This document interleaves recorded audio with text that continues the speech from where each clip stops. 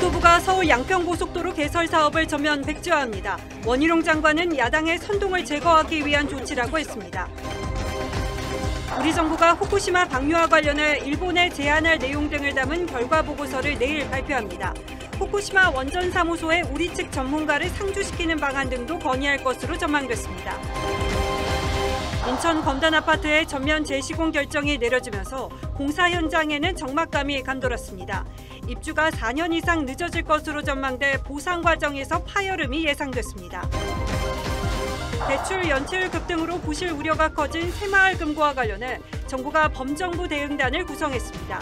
정부는 모든 예금을 보장할 계획이라고 강조했습니다. 50만에 달하는 고립 청년 실태 이어갑니다. 코로나 시기 거리두기가 고립을 키웠다는 지적이 나오는데 고립 청년이 일찍이 사회 문제로 대두됐던 일본에서 해법을 찾아봤습니다. 중국에서 마약류 약품인 거통편 등을 몰래 들여와 판매한 중국 동포들이 검거됐습니다. 만취한 시민을 도와준 척하면서 지문으로 휴대전화 잠금을 해제해 5천만 원이 넘는 돈을 빼돌린 남성이 붙잡혔습니다.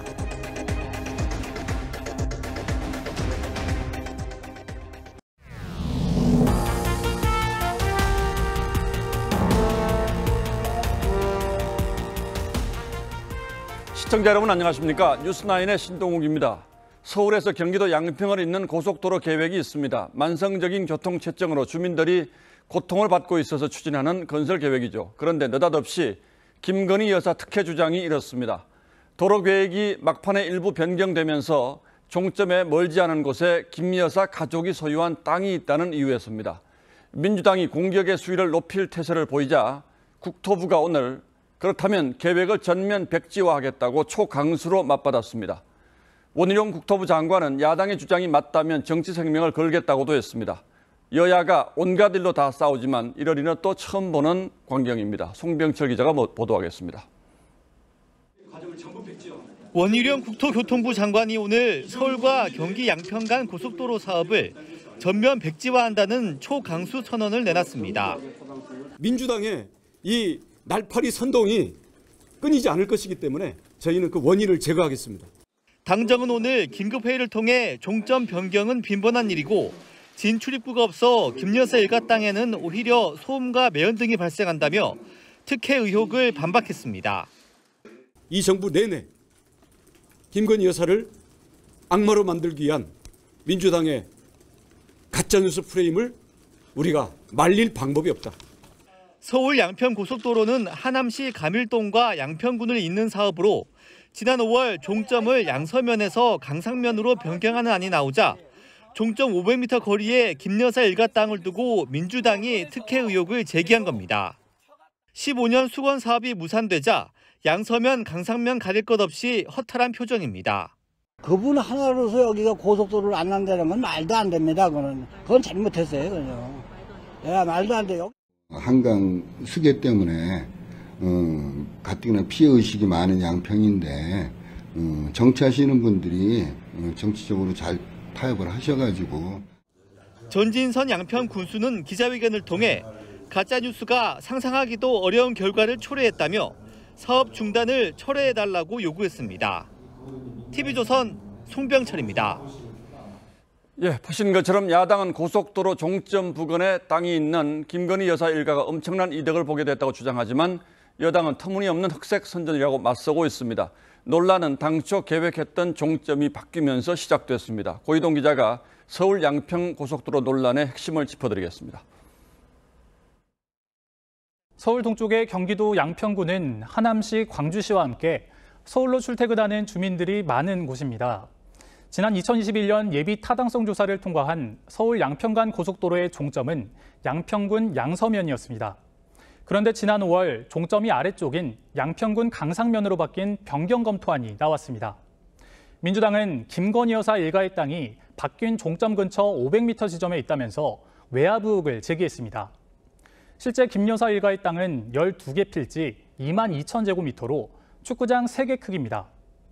야당의 의혹 제기에 국토부는 양평군 의견을 반영해 검토한 것이라 했고 특혜 의혹도 IC가 아니라 JC여서 혜택이 없다고 일축했습니다. IC, 즉 나들목이 생기면 차량들이 들고 나면서 인근 땅값이 오를 수 있지만 2개의 고속도로를 연결하는 제2시의 경우엔 소음이 심하고 접근성도 나빠 땅값이 오르지 않습니다. 수도권의 대표적인 분기점인 신갈분기점과 호법 분기점만 봐도 주변에 번듯한 상업시설을 찾아보기 힘듭니다. 검토안에는 강화 IC를 새로 설치해 두물머리 인근 교통량을 분산하도록 했는데 강화 IC는 김여사 일가의 땅과는 차로 15분 이상 거리여서 직접적 혜택도 없다는 설명입니다. 야당은 진상규명 TF까지 만들어 현장을 찾았고 고속도로 이권 카르텔의 진상을 밝히라고 공세를 폈습니다. 양평군청, 그다음에 김성교 의원의 자택, 그리고 국토부 장관실 등등을 압수수색해야 될 것입니다. 여당은 김여사 일가가 부당이득을 얻는다고 주장한 이해찬 전 민주당 대표를 허위사실 유포에 따른 명예훼손 혐의로 경찰에 고발했습니다. TV조선 고이동입니다. 인천 검단 아파트 지하 주차장 붕괴 사고의 원인이 총체적인 부실 시공으로 드러나면서 그 파장이 커지고 있습니다. 시공사인 GS건설이 전면 재시공하겠다고 밝혔지만 입주 예정 주민들의 불안감은 가시지 않고 있습니다. 입주가 몇 년 늦어지면서 발생할 각종 피해 보상을 둘러싸고 소송전이 벌어질 가능성도 적지 않습니다. 배상윤 기자가 오늘 그 현장이 어떤지 다녀왔습니다. 인천 검단 아파트 공사 현장입니다. 출입구는 굳게 닫혀 있고 건설 근로자들은 보이지 않습니다. 타워 크레인은 멈춰 있고 소음 측정기도 꺼져 있습니다. 시공사 GS건설이 어제 전면 재시공을 결정하면서 현장이 멈춰선 겁니다. 입주 예정자들은 그나마 다행이라는 반응입니다. 환영하는 분위기고요. 그리고 저희 당연히 이루어졌어야 될 얘기고요. 이 콘크리트가 어디에 어떻게 들어가서 타설이 돼 있을지 알 수 없는 부분이기 때문에. 이 아파트 입주 예정일은 보시는 것처럼 올해 12월이었는데 GS건설이 전면 재시공을 결정하면서 입주 지연이 불가피해졌습니다. 공정률이 약 70%인 대단지를 철거하고 다시 짓는 과정에서 손실은 수천억 원대에 달할 전망입니다. 입주가 4년 이상 늦어지는 부분에 대한 고민도 적지 않습니다. 중도금 대출이자 등의 금전 부담을 비롯해 거주할 곳을 찾는 문제도 해결해야 하기 때문입니다. 이제 5년 이상 동안에 이제 장기간의 연기가 예상되기 때문에 이제 정책 금융이나 이런 이제 디딤돌 대출과 같은 이제 그런 부분에 대한 이제 자격 요건이 이제 올해로 만기가 되는 분들이 많습니다. 전면 재시공 선언으로 일단 급한 불은 껐지만 앞으로 각종 보상 과정에서 파열음이 발생할 가능성도 배제할 수 없다는 분석입니다. TV조선 배상윤입니다. 정말 황당한 일이죠. 이번 사고 원인을 조사한 정부 보고서를 더 자세히 살펴보면 반드시 실시해야 할 안전점검을 하지 않는 등 현장 곳곳에 안전불감증이 만연해 있음을 알 수 있습니다. 대통령실도 재발 방지를 위해 책임을 따져 묻겠다고 했습니다. 이 문제를 어떻게 수습할지 정부 대책은 정수양 기자가 취재했습니다. 인천 검단 아파트 지하주차장 붕괴 사고 조사 결과입니다. 안전관리비가 출퇴근용 버스 대여비로 쓰이는가 하면 세 차례 해야 할 주차장 정기안전점검도 골조 완료 시까지 건너뛰었고 콘크리트용 골재 시험도 제대로 하지 않았습니다. 시험 빈도를 관련 기준과 달리 골재원마다로 일괄 적용하였고 골재 시험 빈도를 7회에서 0회로 변경하였으며 기본적인 설계 미흡이나 철근 추가 누락을 바로잡지 못할 정도로 유명무실한 감리 시스템을 개선해야 한다는 목소리도 커집니다. 시행사나 시공사 눈치를 볼 수밖에 없는 분위기를 뜯어 고쳐야 한다는 겁니다. 열심히 하다 보면 너무 막 현장이 힘들 거 아니에요. 그러다 보면 시공사가 발주자에게 이야기를 해서 저 감리 교체해달라 이렇게 이야기를 합니다. 그러면 감리가 교체가 돼요. 전문가들은 건설 현장의 안전 불감증은 곳곳에 만연해 있다고 지적합니다. 최저가로 하고 있고 측면에서 봤을 때 지금 역행하고 있는 거거든요. 제로 상태에서 다시 한번 챙겨봐야 돼요. 사고 내용을 보고받은 대통령실은 국민 안전이 최우선이란 관점에서 엄중하게 보고 있다며 재발 방지를 위해 책임을 따져 물을 것이라고 밝혔습니다. TV조선 정수양입니다. 국제원자력기구가 이틀 전 후쿠시마 오염수 방류 계획을 검증한 보고서를 내놓은 데 이어 우리 정부도 지난 2년간 자체적으로 안정성을 검증한 내용을 내일 발표합니다. 오염수 방류 과정 등에 대한 정보를 일본으로부터 실시간으로 받는 방안과 함께 한국 전문가 파견을 요청할 가능성도 있다고 하는데 더 자세한 내용은 이유경 기자가 전하겠습니다. 내일 정부가 발표할 검토 보고서에는 지난 2년간 원자력 안전기술원이 후쿠시마 원전 오염수 방류의 안전성을 검토한 내용이 담깁니다. 또 지난 5월 후쿠시마 원전 현지에서 시찰단이 확보한 자료 분석 등을 포함해 방류와 관련한 우리 측의 찬반 입장도 반영됩니다. 전문가 그룹에서 검토하는 그 내용 결과하고 그에 따른 그러면 정부는 어떤 포지션인지 당연히 같이 말씀을 드릴 겁니다. 핵심은 자체 검증을 바탕으로 정부가 일본에 어떤 제안을 할 수 있느냐입니다. 우선 오염수 방류가 시작되면 일본이 배출 기준을 지키는지 실시간으로 정보를 공유하는 방안을 협의할 가능성이 있습니다. 가장 중요한 것은 실제 방류가 시작되었을 때 도쿄전력의 배출 기준을 계속해서 지켜나갈 수 있는지. 또 국제원자력기구가 후쿠시마 원전에 모니터링 사무소를 둔다고 밝힌 만큼 이곳에 우리 전문가를 파견하는 방안도 제시할 수 있습니다. IAEA 직원 파견하고 마는데 한국인이 거기 이제 들어가서 직접 그 과정에 한 당사자가 되도록 한다든지 신뢰 제고 조치를 앞으로 계속하면서 오염수 방류가 30년에 걸쳐 이뤄지는 만큼 문제가 생겼을 때 즉각 시정되는 조치도 담보돼야 한다는 목소리도 나옵니다. TV조선 이유경입니다. IAEA에 이어서 정부도 일본 오염수 보고서를 내고 일본의 추가 보완책까지 요구하기로 했습니다. 하지만 민주당은 여전히 보고서 자체를 믿을 수 없다며 투쟁의 수위를 끌어올리고 있습니다. 오늘은 국회 본청에서 1박 2일 밤샘 농성을 하고 있는데 현장에 있는 신유만 기자가 전하겠습니다. 자, 신 기자, 지금 농성이 시작된 것 같군요. 네, 제가 나와 있는 국회 로텐더홀에는 보시는 것처럼 민주당 의원들과 보좌진 200여 명이 모여 있습니다.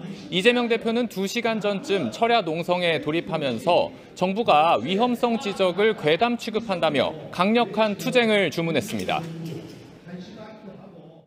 일본 집권 여당의 말인지 피해국 대한민국의 대통령실 또는 여당의 말인지 알 수가 없습니다. 이런 것이야말로 괴담 아닙니까? 의원들은 일본 오염수 방류에 대한 정부 대책을 비판하는 릴레이 연설을 오늘 밤 12시까지 할 예정인데요. 내일 오전 11시에는 소속 의원과 보좌진, 당직자, 지방의원 수백 명을 모아 국회 본관 앞 계단에서 결의대회도 열기로 했습니다. 민주당은 또 일본 수산물 전체를 수입 금지하는 법도 검토하겠다고도 했는데 지도부의 강경 일변도의 대응과 잦은 장외 투쟁을 두고 당내에서도 불만이 나오고 있습니다. 한 중진 의원은 결국 국내 정치 총선용이라고 했고 다른 중진도 과학 논쟁에서 밀리면서 제2의 광우병 사태를 초래할 수 있다며 우려했습니다. 여당도 과학을 부정하는 민주당의 행태가 국제사회 고립을 초래한다고 비판했습니다.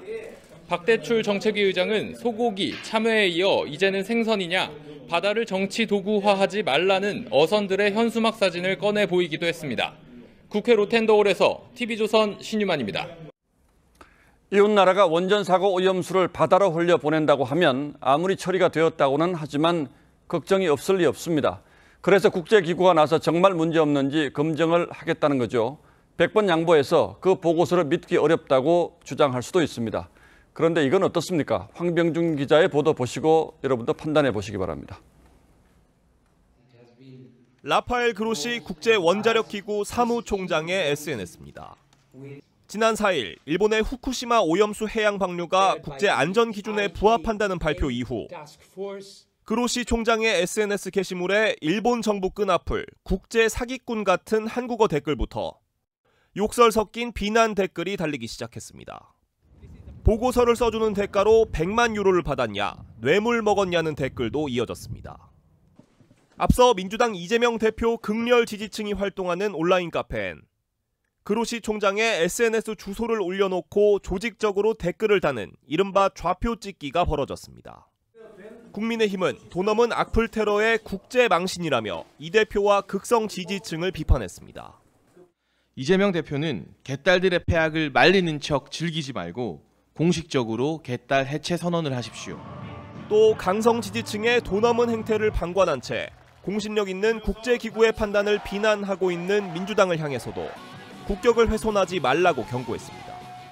IAEA와 싸우는 상식 밖의 입장을 취한 나라는 과거 시리아와 이란 그리고 북한밖에 없다는 사실을 기억하기 바랍니다. TV조선 홍병준입니다. 6.25 전쟁이 발발하자 국제사회가 앞다퉈 먼 나라의 자유를 지키겠다며 나섰습니다. 그래서 유엔군 사령부가 만들어졌습니다. 내일이 73주년이 되는 날이죠. 그 나라들 가운데 가장 먼저 병원선을 파견하겠다고 지원 의사를 밝힌 나라가 당시로서는 우리와 아무 관계도 없던 덴마크였습니다. 그런데 문재인 정부 당시 덴마크를 유엔군 사령부에서 제외하겠다고 일방적으로 통보하면서 외교적 마찰이 일었던 것으로 파악됐습니다. 왜 이런 일이 벌어졌는지 윤동빈 기자가 그 전후 사정을 단독으로 취재했습니다. 유엔군 사령부는 1950년 6.25 전쟁 발발 직후 대한민국 지원을 위해 유엔 안보리 결의로 창설됐습니다. 전투 병력을 파병했던 14개국과 의료 지원을 했던 3개국, 총 17개국이 현재 회원 지위를 유지하고 있습니다. 그런데 2019년 8월 문재인 정부 국방부는 전투 병력을 파병했던 국가만 유엔사에 참모를 파견할 수 있다고 통보했습니다. 6.25 전쟁 당시 병원선과 630명 규모의 의료진을 파견했던 덴마크를 유엔사 참모부에서 제외시키겠다는 내용입니다. 북한은 종전선언을 추진하는 문재인 정부를 향해 유엔사 해체를 주장했습니다. The UN Command in South Korea is a monster-like organization. The UN Command in South Korea should be dismantled. 주한 덴마크 대사관은 국가 간 외교 사안인 만큼 공식 입장을 밝히진 않았지만 당시 기록엔 상당히 불편했던 정황이 고스란히 담겨 있습니다. 한국이 덴마크를 6.25 전력 제공국으로 인정하지 않는 것에 동의할 수 없다. 덴마크의 유엔사 활동과 기여 방안에 대해 전면 재검토하겠다고 우리 정부에 알렸습니다. 재작년 5월엔 유엔사도 국방부에 우려 서한을 보냈습니다. 하지만 문재인 정부가 입장을 고수하며 덴마크 장교는 결국 비자를 발급받지 못했고 윤석열 정부 출범 이후인 올해 초에야 유엔사에 복귀했습니다. TV조선 윤동빈입니다. 다음 뉴스입니다. 새마을 금고를 둘러싼 불안감이 확산하자 정부가 자금 이탈을 막기 위해서 특단의 조치에 나섰습니다. 원금과 이자를 전부 보장하고 중도 해지한 예적금을 다시 예치하면 혜택을 복원하는 방안도 검토하고 있습니다. 이걸로 고객들의 불안감을 잠재울 수 있을지 김지아 기자가 살펴봤습니다. 대출 채권 부실로 흡수 합병이 결정된 경기 남양주의 한 새마을 금고. 맡긴 돈이 안전할지 불안해진 고객들의 발길이 오늘도 이어졌습니다. 불안해서 안전한 게 좋잖아. 괜히 해놓고 잊어버리고 후회하는 것보다. 예적금 인출이 계속되자 정부는 범정부 대응단을 발족하고 특약 처방에 나섰습니다. 먼저 예금과 적금의 원금과 이자 전액 보장을 약속했습니다. 새마을금고가 77조 원의 현금성 자산을 보유하고 있어 위기 가능성이 낮다는 이유에서입니다. 걱정하지 않으셔도 됩니다. 새마을금고의 연체율은 충분히 관리가 가능합니다. 특히 새마을금고법에 따라 5천만 원 이하 예적금은 보호되고 5천만 원을 초과하더라도 합병한 금고에서 원금과 이자가 지급된다고 밝혔습니다. 정부는 예금을 미리 뺀 예금주들을 대상으로 다시 가입을 유도할 대책을 마련하고 있습니다. 중도 해지한 예적금을 다시 예치하면 원금과 약정이율, 비과세 혜택을 복원하는 방안이 거론됩니다. 해지하신 분들은 다시 이제 권장해준다 이건 있는데 돌연해지 못하는 건 있는데 아마 될 거라고 이제 들었어요. 다만 감독당국인 행정안전부가 위기관리에 실패한 만큼 새마을금고에 대한 관리 체계를 금융위원회 등 전문부서로 재정비해야 한다는 목소리가 커지고 있습니다. TV조선 김자입니다. 새마을금고의 거래 고객은 2천만 명이 넘습니다. 돈을 맡긴 분들이 정말 안심해도 되는 건지, 왜 이런 문제가 불거진 건지, 관리 감독의 문제는 없는지 따져보겠습니다. 자, 홍영 기자, 새마을금고의 연체율이 높아졌다는데 대체 얼마나 높아진 겁니까? 네, 지난해 말 3%대였던 새마을금고의 연체율은 6개월 만에 사상 최고인 6%대로 올랐습니다. 연체율이 높다는 건 못 돌려받는 대출이 많다는 뜻으로 잠재적인 부실 위험에 경고등이 켜진 겁니다. 자, 6% 이 수치만 봐서는 이게 얼마나 위험한 건지 감이 잘 오지는 않습니다만. 네, 농협과 신협 같은 상호금융 연체율의 3배에 가깝고 저축은행의 연체율보다도 높은 겁니다. 이 전체 평균보다도 개별 금고의 상황이 문제인데요. 연체율이 10%를 넘는 곳은 30개나 되고 이 폐업이 결정된 남양주 금고는 정확한 연체율이 공개되지도 않았습니다. 예, 물론 다는 아닙니다만 부실 대출이 왜 이렇게 늘어났습니까? 네, 공격적으로 부동산 PF 대출을 늘렸는데 이 시장이 침체하면서 문제가 불거지게 된 겁니다. 남양주 금고도 600억 원 규모의 부동산 대출이 화근이었는데요. 위험한 사업에 무리한 대출을 내준 새마을금고의 운영 방식, 이 불투명한 지배구조가 근본적인 문제라는 지적이 나옵니다. 예, 이런 돈이라면 너무 위험한 곳에는 투자를 하지 말았어야 했는데 내부 통제가 잘 되지 않습니까? 네, 그렇습니다. 이 새마을금고는 새마을중앙회가 1차적으로 감독을 하는데요. 이 4,000개가 넘는 본점과 지점을 관리하는 게 쉽지 않고 또 각 금고의 이사장들이 중앙회장을 뽑는 구조라 현실적으로 견제가 안 됩니다. 예. 그렇다 보니 하루가 멀다 하고 횡령과 사기 같은 크고 작은 사고가 터지는데요. 2017년부터 지난해 8월까지 이 새마을금고 금융사고는 85건으로 사고 액수는 640억 원이 넘습니다. 지역 단위 운영이 되고 지역 단위 임원들이 결정하는 체계이기 때문에 아무래도 임원들의 부정행위라든지 이런 것에 따라서 대출이 부실하게 나갈 수도 있는 가능성은 조금 더 높다라고 보시면 될 것 같습니다. 그런데 금융당국의 감독은 받지 않습니까? 네, 그게 좀 다른데요. 농협과 수협 등은 금융감독원에 달마다 연체율을 보고해야 하지만 새마을금고는 행정안전부 소관이라 6개월에 한 번씩만 보고합니다. 이 금융시장은 시시각각 변하는데 이 부채 비율 같은 게 제때 제대로 파악될 리 없고 전문 인력도 부족합니다. 새마을금고 중앙회에서 철저하게 관리 감독을 못했고 두 번째 행안부에서도 부실 대출이라든지 금융 전문가가 없었기 때문에 이렇게 부실이 방치됐다.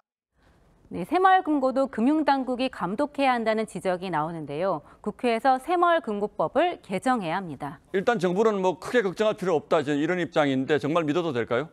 네, 새마을금고는 각각이 독립법인입니다. 내가 거래하는 금고가 문을 닫으면 다른 금고로 통폐합되면서 맡긴 돈은 원금과 이자 모두 이전됩니다. 이 새마을금고법에 따라서 5천만 원까지 예금자 보호를 받지만 5천만 원이 넘더라도 전액 보장받을 수 있습니다.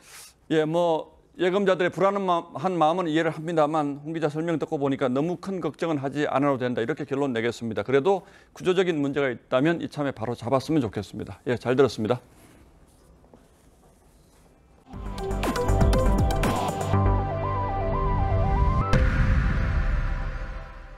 추미애 전 장관 아들의 휴가 미복귀 의혹과 관련해 검찰이 재수사에 나섰다고 어제 단독 보도해드렸는데요.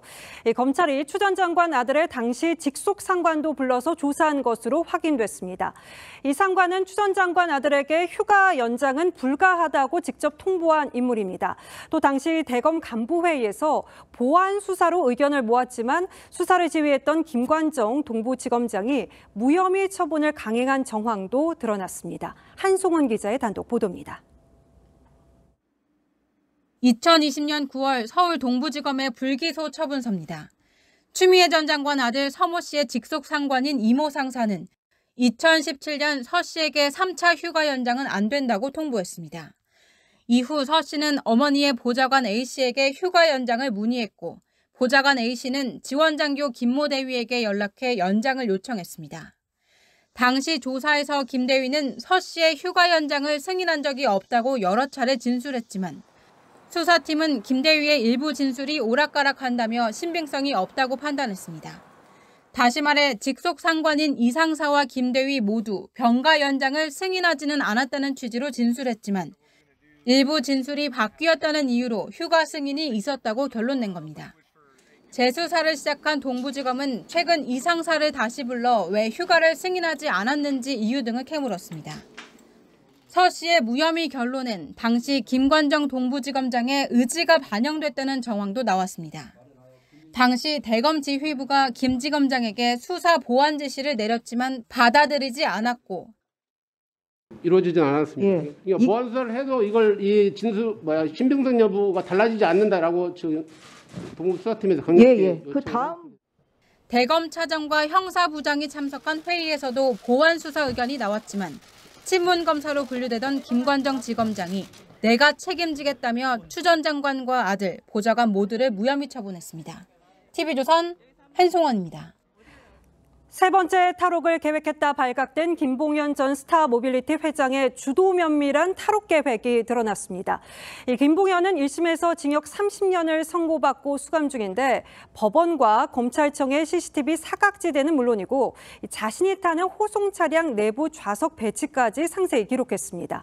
조윤정 기자입니다. 김봉현 전 회장이 탈옥 기회로 노린 건 구치소에서 법원, 검찰청을 오갈 때였습니다.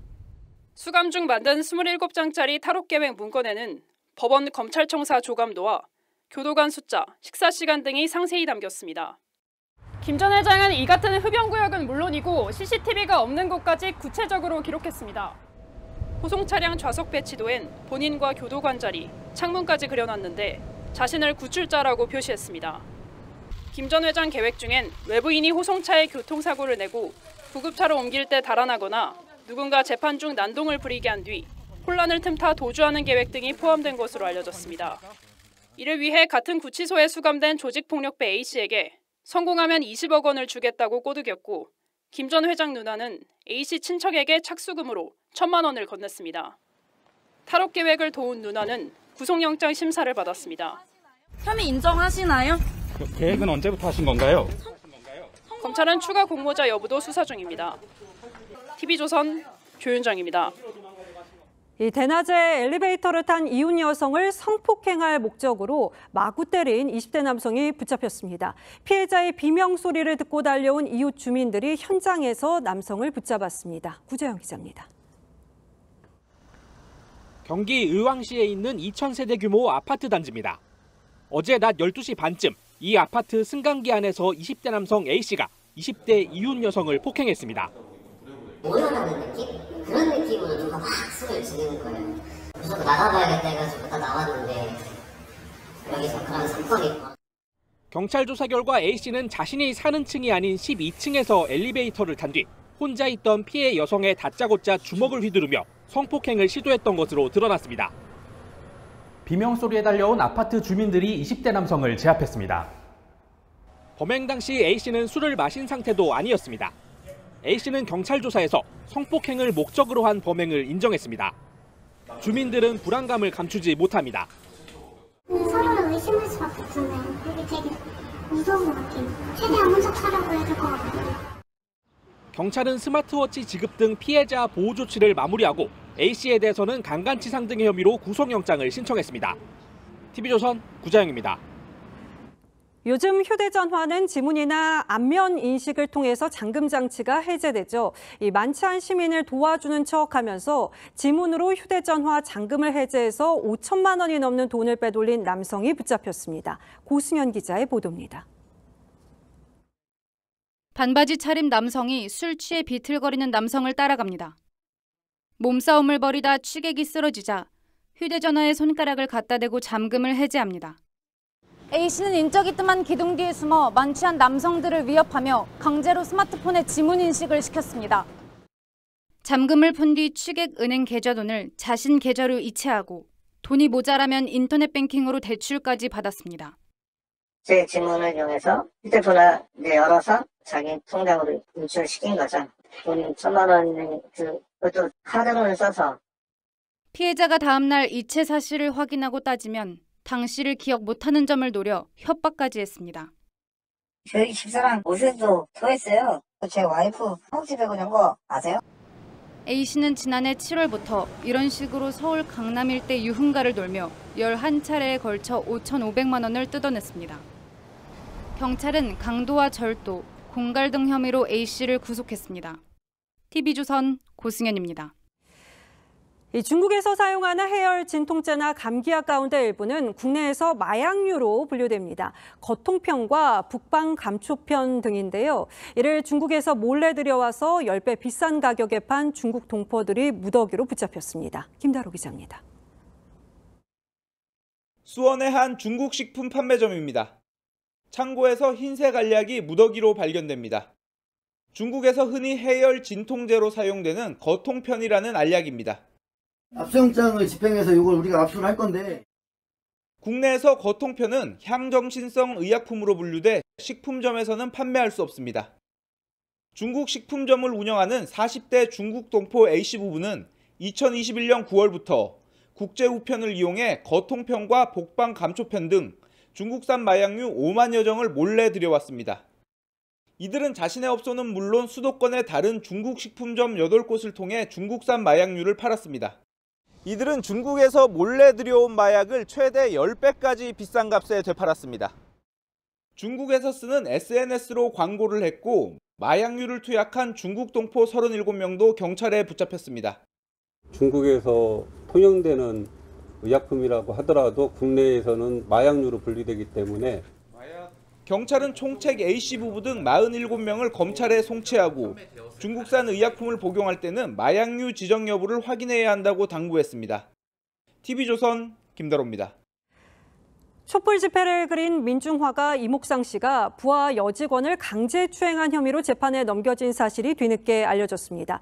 오늘 재판에서 검찰은 죄질이 무겁다며 1년을 구형했고 임 씨는 모든 혐의를 인정했습니다. 황민지 기자의 보도입니다. 문재인 정부 때 청와대에서 전시돼 화제가 됐던 광화문 광장 촛불 집회 그림.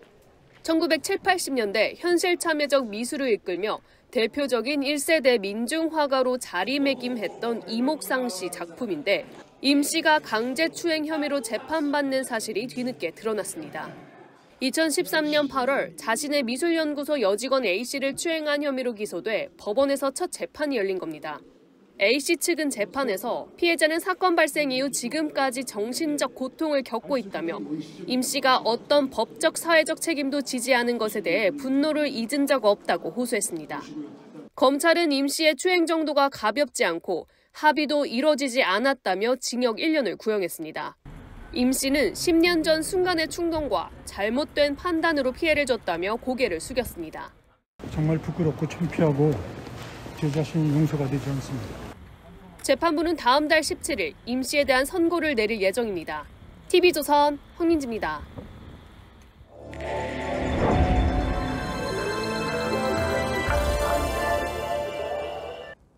54만 명에 달하는 고립 청년 문제 집중 보도해드리고 있는데요. 이들이 방 안에 틀어박히는 건 개인적 요인이 가장 클 겁니다. 그런데 그것만으로는 설명이 안 되는 사회적 추세가 존재합니다. 코로나 기간 고립 청년이 무려 20만 명 정도 늘어난 게 이를 잘 보여줍니다. 먼저 최원영 기자가 보도합니다. 23살 A씨는 고교 졸업 후 취업하려 했지만 코로나로 직격탄을 맞았습니다. 사람 뽑는 곳이 줄어 취업이 힘들어지자 집안에만 있게 됐습니다. 코로나가 터지다 보니까 잘 안 보이고 그때부터 은둔 생활하면서 일상 회복 후 취직도 했지만 대인관계가 힘들어 그만둬야 했습니다. 취직했었는데 이제 아무래도 사회적으로 이제 적응을 잘 못했다 보니까 그만두는 일이 되게 많았어요. 고립 청년 폭증의 원인으로 코로나 팬데믹이 꼽힙니다. 2019년 청년 인구의 3.1%, 약 34만 명이던 고립 청년은 코로나 팬데믹 2년 만인 2021년엔 53만 8천 명으로 20만 명 늘었습니다. 아무런 준비도 안 되어 있고 사람을 만나는 법조차 잊어먹었는데 어떻게 해야 될지 모르겠다. 고립 청년은 취업이 힘들고 직장을 못 구하면 고립이 심화되는 악순환이 벌어집니다. 국무조정실이 은둔의 이유를 물었더니 취업이 잘 되지 않아서라는 응답이 35%로 가장 많았습니다. TV조선 최은행입니다.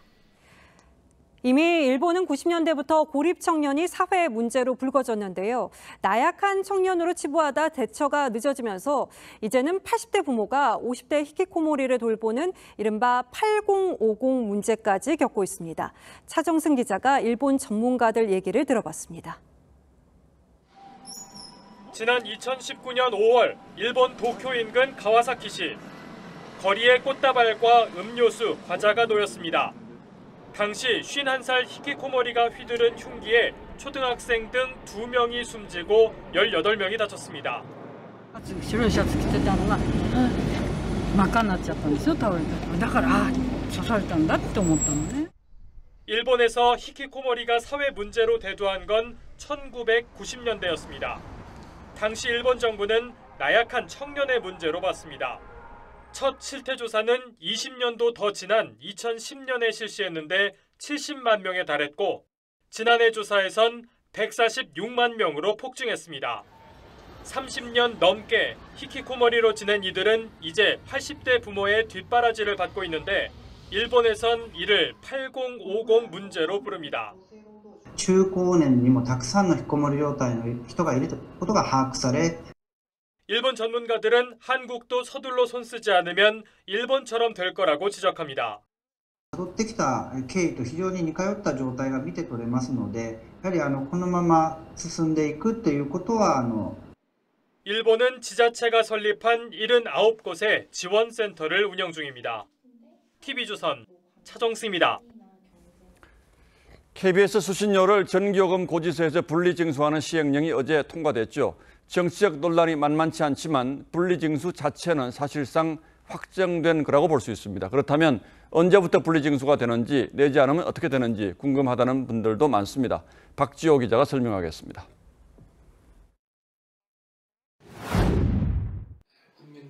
다음 주 국무회의를 거쳐 시행령이 공포되면 바로 시행됩니다. 하지만 한전과 KBS가 징수 방법을 다시 정하기 전까진 현재대로 전기요금에 합산 고지됩니다. 고지서에는 수신료 분리징수 시행 안내 문구가 적힙니다. 한전은 KBS와 협의를 서둘러 다음 달이라도 분리징수가 가능하도록 할 계획입니다. 지금까지는 수신료가 포함된 전기요금을 석 달간 미납하면 전기가 끊겼습니다. 하지만 이달부터 전기요금에 합산 고지된 수신료 2,500원을 내지 않아도 단전이 되지 않습니다. 한전은 이런 내용을 고지서에 넣기로 했습니다. 국민 불편을 최소화시키는 측면에서 다양하게 분리 고지라든가 이런 부분을 검토할 계획이고, 다만 수신료를 안 내면 3%, 75원의 가산금이 붙습니다. 연간 기준 900원입니다. 다음 달쯤 수신료가 전기요금 고지서에서 완전히 분리됩니다. 한전이 내년 말까지인 KBS와의 계약을 유지할 경우 다른 방식으로 수신료를 징수해야 하는데 내부적으로는 계약 파기까지 검토하고 있습니다. 그렇게 되면 KBS는 일본 NHK처럼 가가호호 방문해 수신료를 받거나 다른 대행업체와 계약해야 합니다. 하지만 강제 수단이 없는 상황에서 대행업체를 찾는 건 역시 쉽지 않을 전망입니다. TV조선 박지호입니다. 전경련이라고 하죠. 전국경제인연합회는 과거 가장 큰 규모의 경제단체였지만 박근혜 대통령 탄핵 사태 이후에 급격히 존재감이 쇠퇴했습니다. 재벌들의 모임이라는 곱지 않은 국민적 시선이 있었던 것도 사실이고 삼성, LG 등 4대 그룹이 모두 탈퇴하면서 그 이름값을 하지 못했습니다. 그러다 회장마저 공석이 되었는데 새 전경련 회장에 류진 풍산그룹 회장이 추대된 걸로 확인됐습니다. 4대 그룹의 복귀 움직임도 있어서 전경련의 새로운 위상 찾기에 시동이 걸렸다는 평가가 나오고 있습니다. 장혁수 기자가 취재했습니다. 전국경제인연합회 전경련의 새로운 수장으로 류진 풍산그룹 회장이 사실상 확정된 것으로 알려졌습니다. 김병준 전경련 회장 직무대행은 류 회장이 그제 귀국해 제대로 이야기도 나누지 못했다는 입장이지만 재계에서는 전경련의 요청을 류 회장이 수락한 것으로 보고 있습니다. 공석이던 회장직을 채우는 전경련은 삼성과 LG, 현대차, SK 등 4대 그룹 복귀에도 시동을 걸고 있습니다. 국정농단 사태 이후 전경련을 탈퇴한 4대 그룹은 산하 연구기관인 한국경제연구원 회원서로만 남아있습니다. 이들 그룹은 전경련이 결정한 한경연 해산에는 동의했지만 전경련 회원 승계 여부엔 신중한 입장입니다. 다음 달 열리는 전경련 총회에서 한경연의 전경련 흡수 통합 여부가 변곡점이 될 것으로 보입니다.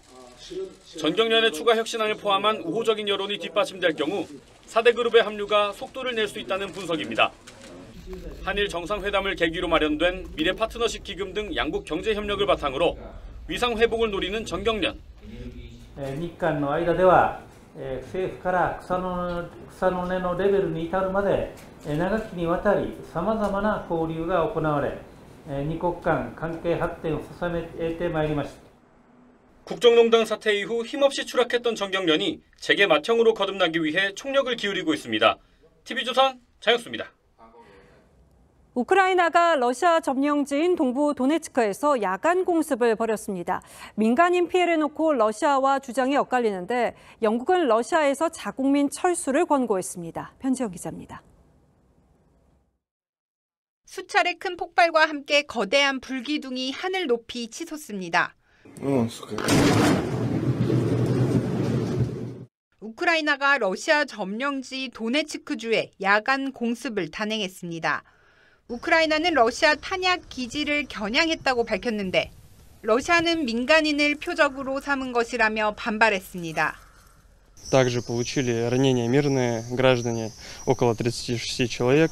Среди них девочка 2021 года и мальчик 2016 года рождения. 다른 접경 지역 교전도 격화하면서 사상자가 속출하고 있습니다. станом на цю хвилину маємо 8 поранених. Звичайно, що пошкоджено дуже багато помешкань, більше 50. 러시아 주요 도시에도 드론 공격과 폭발이 잇따르자 주 러시아 영국 대사관은 자국민들에게 러시아를 떠나라고 권고했습니다. The situation here in Russia is unpredictable. I want to remind you that our advice remains not to travel to Russia and that if your presence here is not essential, we advise you to consider leaving.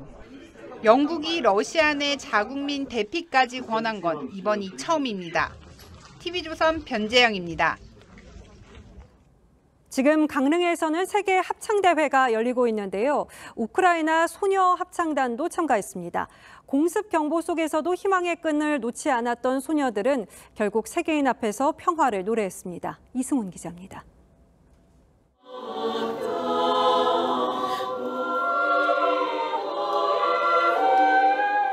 두 손을 모은 소녀들이 아름다운 하모니를 선보입니다. 기도라는 노래를 부르며 전 세계의 평화를 기원합니다. 강릉 세계 합창대회에 참가한 우크라이나 보그닉 합창단입니다. 말은 안 통하지만 그 음악은 원래 전 세계적으로 다 통용되는 거잖아요. 그래서 그런 음악을 들으니까 그들만의 그 슬픔을 많이 공통적으로 다 느낄 수 있어요. 우크라이나 합창단 소녀들은 포탄이 떨어지고 공습 경보가 울리는 와중에도 대피소에서 연습을 해왔습니다. Тому, якщо ви знаєте, що репетиції – це завжди якийсь графік і план. Дуже часто цей графік у нас збивався, мінявся із-за тривог. 전쟁으로 공항이 폐쇄돼 16시간 동안 버스를 타고 폴란드 국경을 넘으며 대회에 참가했습니다. 우크라이나 소녀들은 지난 4일 강릉 산불 피해 현장을 방문해 이재민을 위로하는 공연도 열었습니다. Нам насправді всім було дуже важко там знаходитись. І навіть з'являються сльози, тому що ти розумієш, що це чиїсь життя, це чиїсь будинок. 우크라이나 소녀들을 포함해 324개 나라 8천여 명이 참가한 강릉 세계 합창대회는 오는 13일까지 이어집니다. TV조선 이승훈입니다. 미국 독립기념일을 맞아 라스베이거스 한복판에서 조명쇼가 펼쳐졌습니다. 오는 9월 완공될 세계 최대 규모의 공 모양 건축물 외벽에는 LED 조명만 120만 개가 달려서 장관을 연출했습니다. 류지연 기자의 보도입니다. 어둠 속에서 안녕 세계라는 인사말이 나타나더니 푸른 지구가 등장합니다. 구 형태의 화면에 달 표면을 재현하니 달이 땅으로 내려온 것만 같습니다. 세계에서 가장 큰 구형 건축물 스피어가 미국 독립기념일을 맞아 처음으로 화려한 LED쇼를 선보였습니다. 오는 9월 완공을 앞둔 스피어는 높이 112m, 지름은 157m, 조명쇼를 구현한 외벽 LED 화면 면적만 5만 제곱미터가 넘을 정도입니다. 내부에는 그릇 모양의 극장이 들어설 계획인데 17,500명이 동시에 감상할 수 있는 규모입니다. The screen covers an area larger than 3 football fields, wrapping up, over and behind the stage to give the audience a fully immersive experience. 세계의 여러 스포츠 경기장을 만든 건축회사가 설계를 맡아 2018년 공사를 시작했지만 코로나19로 지연되면서 3조 원에 가까운 비용이 들었습니다. 오는 9월 준공기념 첫 공연은 록밴드 U2가 맡습니다. 이후에는 각종 스포츠 이벤트로 관광객들과 만날 예정입니다. TV조선 류주현입니다. 이 부모가 걸어온 길을 자식도 따라와 준다면 참 큰 기쁨일 텐데요. K리그에서 진풍경이 벌어졌습니다. 2002년 월드컵 4강 신화의 주역 이을용 전 국가대표의 차남 이승준이 데뷔전을 치렀습니다. 형 이태석도 함께였습니다. 이다솜 기자가 형제를 만났습니다. 전 국가대표 이을용 감독님 아들이자 첫째인 이태석입니다.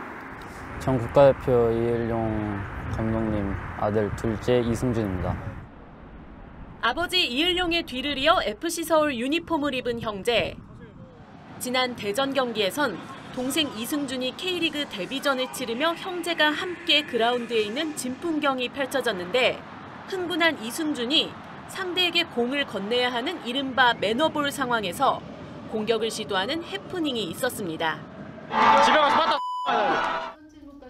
과묵한 아버지 이을용에게도 잊지 못할 추억이 됐습니다. 조언은 뭐 딱히 없었고요. 너 때문에 경기 재밌었다고. 그래서 경기 보는 데는 웃으셨다고. 함께 축구를 하고 있지만 롤모델은 다릅니다.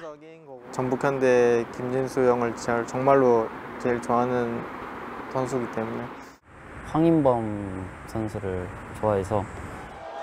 물론 아버지 이을용도 많이 닮고 싶습니다. 아버지도 당연히 롤모델이겠지만 사실 뭐 너무 상식적이잖아요. 나란히 K리그 무대에 선 형제의 꿈은 이제 하나. 오랜 시간 함께 뛰며 서울의 우승컵을 들어 올리는 겁니다. 서울에서 형이랑 또 오랜 시간 많이 뛸 수 있는 시간들이 많이 있었으면 좋겠다. 형이랑 같이 그런 프로 무대를 꾸준히 밟았으면. TV조선 이다솜입니다.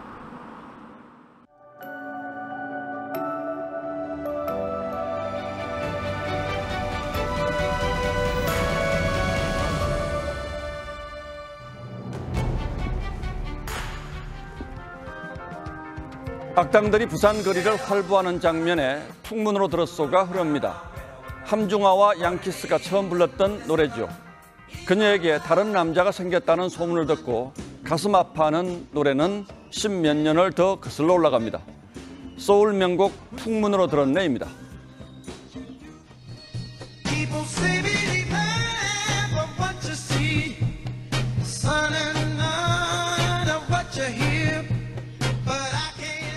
셰익스피어의 헨리 4세 2부는 헛소문이라는 광대의 독백으로 시작합니다. 혀가 잔뜩 그려진 옷을 입고서 자랑을 늘어놓습니다. 내 혀는 끝없는 중상과 비방을 실어 나른다. 나는 시샘과 억척이 제멋대로 불어대는 필이다. 민주당의 극성 지지자들이 그로시 국제원자력기구 사무총장의 SNS에 악플 테러를 퍼붓고 있습니다. 인류 역사에 기록될 쓰레기, 국제 사기꾼, 악마 대장, 100만 유로 받았나 같은 한글 댓글들입니다. 국제망신도 이런 망신이 없습니다. 앞서 이재명 대표 팬카페에서는 그로시 총장의 메일과 트위터 주소를 공유하며 항의하자는 운동이 벌어졌습니다. IAEA가 일본으로부터 뇌물을 받았다는 친야 유튜브의 주장도 퍼날랐죠. IAEA의 독자적 검증이 아닌 일본 정부 도쿄 전력의 입장과 상상을 받았을 깡통 보고서다. 민주당도 11나라 과학자들이 2년 동안 걸쳐 만든 IAEA 보고서를 험악하게 비하하고 비방했습니다. 일본의 용역 발주 보고서, 백지 보고서, 일본 맞춤형 보고서라고 합니다. 앞서 유엔 총회가 후쿠시마 오염수를 안건으로 채택하게 하자는 결의안도 추진했습니다. 그런데 IAEA는 유엔 기구입니다. 다 아시죠? 그런 IAEA를 제쳐놓고 총회가 다룰 이유가 어디에 있겠습니까? 심지어 IAEA가 오염수의 안전성을 검증하는 기관이 아니라는 주장까지 나왔습니다. 그렇다면 이 기관의 3대 책무 중 하나가 방사능 유출을 다루는 핵 안전이라는 사실조차 잘 모르고 있는 겁니다. 그런데 불과 2년 전 이런 입장을 밝힌 게 누구였습니까? 다름 아닌 문재인 정부의 외무장관이었습니다. 이런 평가를 내린 것도 문 정부의 후쿠시마 TF였죠. 논리학에 원천 봉쇄 오류라는 게 있습니다. 토론 대상을 일방적으로 매도하는 딱지를 붙여 논의 자체를 막아버리는 것이죠. 이 삼류 조폭처럼 말입니다. 내 말이 토달 정말 배반형이야, 배반형. 배신, 배반형. IAEA는 세계 원자력 분야에서 가장 큰 권위와 공신력을 지녔습니다. 그런 국제기구와 수장에게 쏟아내는 욕설과 비하를 세계가 어떻게 보겠습니까? 그 모든 부끄러움은 고스란히 대한민국과 대한민국 국민들의 몫일 겁니다. 7월 6일 앵커의 시선은 나라 망신도 이런 망신이 없습니다. 였습니다.